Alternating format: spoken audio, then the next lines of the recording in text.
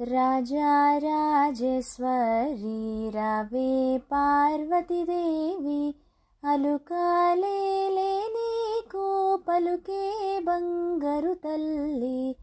లాలా పోసుకొని చాలా గాలసితివి, పాలు త్రాగి నీవు పవ్వళించవమ్మ. చక్కని మేనాము సంపెంగా తైలము, ఘుమఘుమ సాంబ్రాణి ధూపమేసెదనమ్మ.